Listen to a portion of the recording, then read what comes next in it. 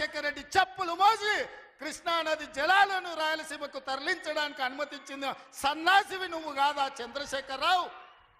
ఆనాడు నువ్వు ఊడిగం చేసి రాజశేఖర రెడ్డి పోతిరెడ్డిపాడు ద్వారా నీళ్లు తరలించకపోయాడు కృష్ణానది జలాలు.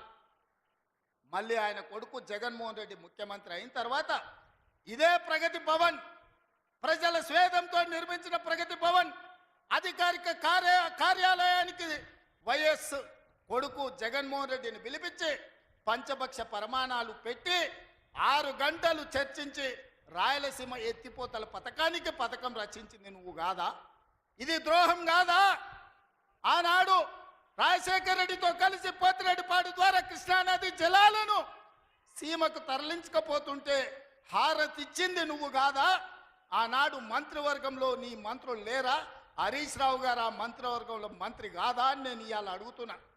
అదే కాదు, జగన్మోహన్ రెడ్డి గారు ముఖ్యమంత్రి ఉన్నప్పుడు ఏ నీళ్ల కోసం తెలంగాణ రాష్ట్రం తెచ్చుకున్నామో, ఏ నీళ్ల కోసం శ్రీకాంతాచారి లాంటి యువకులు, నూనూగు మిసాల యువకులు ఆత్మ బలిదానాలు చేసుకున్నారు, ఆ బలిదానాలతో సాధించుకున్న తెలంగాణలో కృష్ణానది జలాలు రంగారెడ్డి, మహబూబ్ నగర్, అదేవిధంగా నల్గొండ, ఖమ్మం జిల్లాలకు ప్రాజెక్టులకు భూములకు పారాల్సిన నీళ్లు రాయలసీమ జిల్లాలకు తరలించకపోతుంటే రాయలసీమ లిఫ్ట్ ఇరిగేషన్, అదేవిధంగా ముచ్చుమర్రి లిఫ్ట్ ఇరిగేషన్ నిర్మించుకుంటుంటే ఒక్క రోజైనా నువ్వు అడ్డుకున్నావా? వీరతిలకం దిద్ది జగన్మోహన్ రెడ్డికి పంచభక్ష ప్రమాణాలు పెట్టింది నువ్వు కాదా? ఇవాళ నువ్వు చేసిన పాపం ఇవాళకు మాకు శాపమైంది, ఇవాళ మాకు ఉరైంది. ఇవాళ తొందరలోనే రాయలసీమ లిఫ్ట్ ఇరిగేషన్ పూర్తి అయితే రోజుకు 10 టీఎంసీలు, రోజుకు 10 టీఎంసీలు అంటే ఒక్క నెల రోజులు మన కళ్ళు మూసుకుంటే 300 టీఎంసీలు శ్రీశైలం మొత్తం తరలించకపోవడానికి, మలుపుకపోవడానికి ఇవాళ పునాదులు వేస్తే ఆంధ్రప్రదేశ్ ప్రభుత్వం వీర తిలకం దిద్ది కాంట్రాక్టర్ దగ్గర కమిషన్ల కోసం కక్కుర్తిపడ్డది నువ్వు కాదా చంద్రశేఖరరావు? ఆనాడు సాగునీటి పారుదల శాఖ మంత్రి హరీష్ రావు కాదా అని నేను అడుగుతున్నా. 5 ఏళ్ళు హరీష్ రావు సాగునీటి పారుదల శాఖ మంత్రి, 5 ఏళ్ళు చంద్రశేఖరరావు గారు సాగునీటి పారుదల శాఖ మంత్రి. మరి నేను ఇవాళ అడుగుతున్నా, పాలమూరు అక్కడనే ఉంది, కల్వకుర్తి అక్కడనే ఉంది, భీమా ఎండిపోయింది, కోయిల్ సాగర్ ఆరిపోయింది, ఈరోజు ఆర్డీఎస్ అట్లనే ఉండిపోయింది.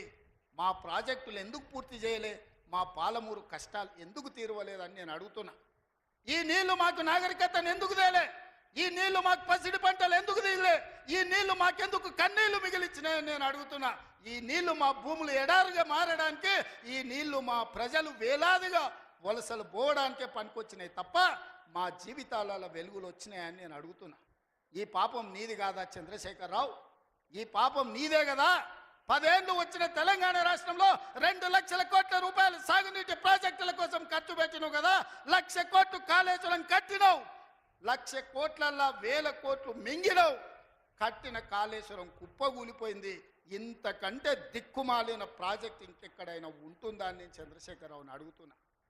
ఇవాళ మా ప్రాజెక్టులు పడావు పెట్టి మా నిధులు నీళ్ళేమో రాయలసీమ తరలించకపోయింది, నిధులేమో నువ్వు తరలించకపోయినావు, పదవులేమో నీ ఇంట్లోకి వచ్చినాయి, పాపాలేమో మాకు వచ్చినాయి. ఇవాళ ఈ పాపాలు, ఈ కష్టాలు ఎంతకాలం మేము ఎదుర్కోవాలని నేను అడుగుతున్నా. అందుకే మిత్రులారా, ఇవాళ మన మీద పగబట్టిండు. 10 ఏళ్ళు ముఖ్యమంత్రి ఉన్నాయన, మన పరిపాలన బాగలేదంటుండు.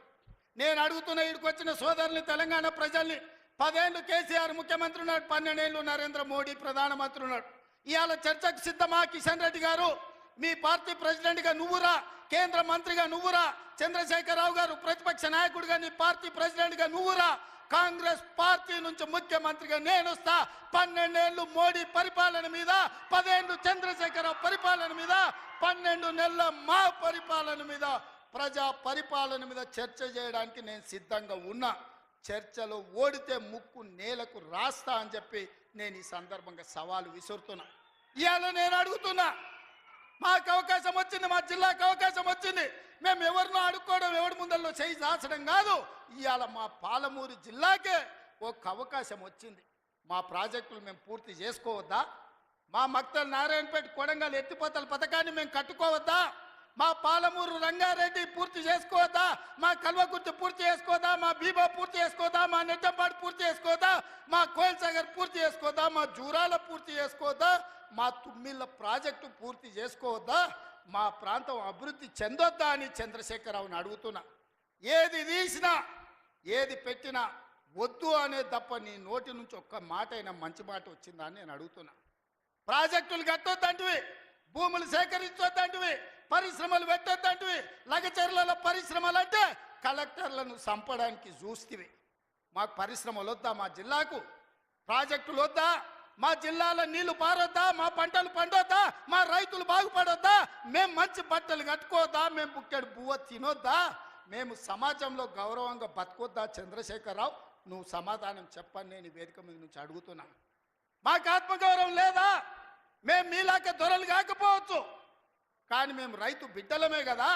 మేము గౌరవంగా బతకాలని కోరుకోవడం తప్ప మా ఆడబిడ్డలు వాళ్ళ పిల్లల్ని చదివించుకోవాలనుకోవడం ఏమన్నా నేరమా?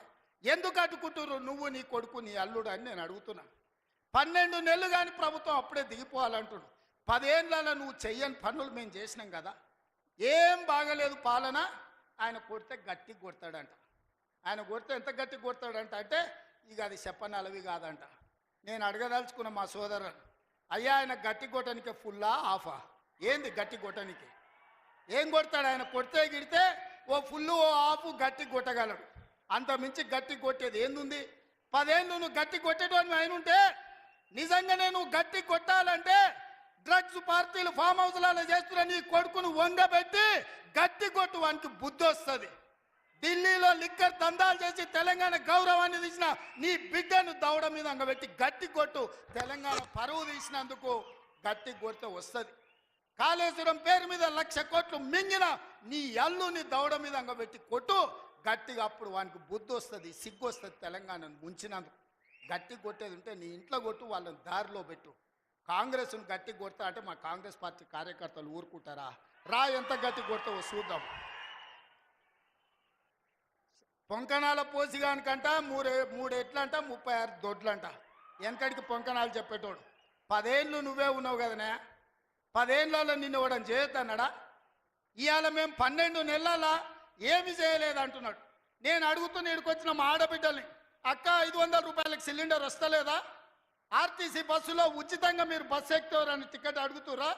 ఆ ఎల్ల అమ్మగారింటికి పోవాలంటే ఇంటి ఆయన కిరాయి పైసలు అడగాలి. అమ్మవారి గుడికి పోవాలంటే పక్కింటోళ్ళు తోడు రావాలి.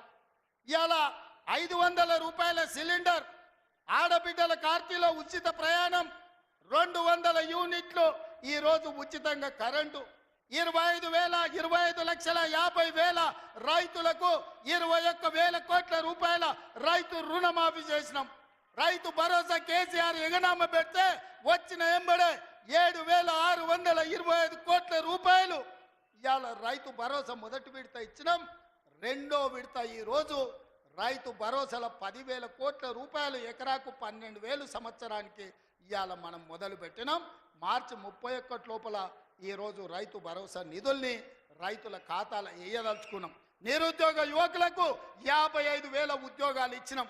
ఇవాళ ఆడబిడ్డలకు, మహిళా సంఘాలకు పాఠశాలలు నిర్వహించుకోనికి అమ్మ ఆదర్శ పాఠశాల ఇచ్చినాం. ఇవాళ పాఠశాల పిల్లలకు బట్టలు కుట్టే పని ఆడబిడ్డలకు ఇచ్చినాం. ఇవాళ 1000 మెగావాట్లు సోలార్ విద్యుత్తు ఆడబిడ్డలకు ఇవాళ నిర్వహించుకోవడానికి ఇచ్చినాం. ఇవాళ మహిళా సంఘాలకు 600 బస్సులు కొని ఆర్టీసీకి ఇవాళ కిరాయిలకు పెట్టే అవకాశం మా ఆడబిడ్డలకు ఇచ్చినాం.